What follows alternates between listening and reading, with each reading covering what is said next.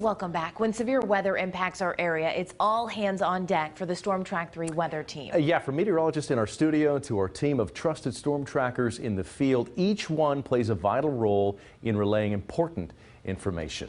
Lisa Teachman. And meteorologist Erica Page, she actually got to check out something pretty neat. A look at a new way one of our storm trackers is looking to tackle severe weather across Kansas. Living on the Great Plains, Kansans are no strangers to severe weather and the threat of tornadoes. Meteorologists and scientists continue to study and observe this atmospheric phenomena to gain a better understanding of what causes some thunderstorms to produce tornadoes. We're in a tornado. In 2007, a national television show opened the door to showcase the fury storms can unleash, a window into how scientists and weather enthusiasts track these powerful storms and the instruments they use. Vehicles like Storm Tracker 3 are great tools that meteorologists and storm trackers alike use to provide crucial updates from a safe distance. There it is, if you look directly in front of us. Eyes in the field verify whether or not rotation within a storm reaches the ground. Filmmaker Sean Casey took these observations further. He designed vehicles that could safely capture the experience of intercepting a tornado. When the show concluded in 2011, Sean no longer needed to keep his two armored vehicles. One was sold. The other? So he decided to make it this giant scavenger hunt. So he left clues online. A scavenger hunt that took KSN storm tracker Robert Clayton to the heart of Kansas. We started going on Google Earth, and we found it on Google Earth in this dude's yard. The landowner knew it was there, but did not know it was the prize of a scavenger hunt. And I'm over here talking to him, like, yeah, so the TIV, like, in the scavenger hunt, and they're like, what are you talking about? The clues left online brought him to Liebenthal, where the TIV had been parked for a decade.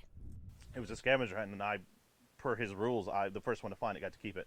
I was like, per his rules, I own TIV now. TIV 1 is the first of two tornado intercept vehicles, which is essentially a 1997 Ford pickup truck. Before it jumps back on the road tracking storms, TIV 1 will need some TLC. Cole Pfeiffer will work closely with Robert to restore the TIV to working conditions in Hayes.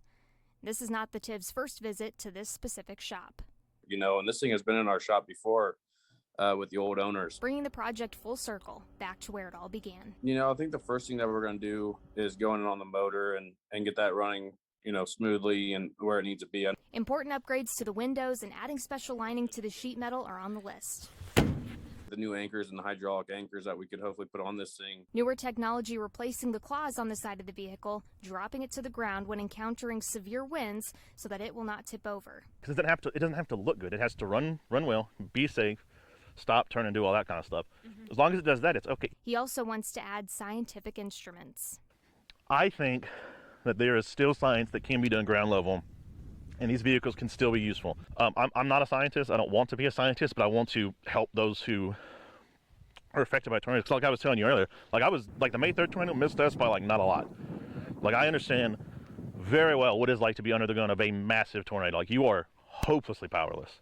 Like, even if it's this big ridiculous vehicle, if that helps me help somebody else, I can live with that. It's cool. Pretty dope, isn't it? This is awesome. Here for you, meteorologist Erica Page, KSN News 3.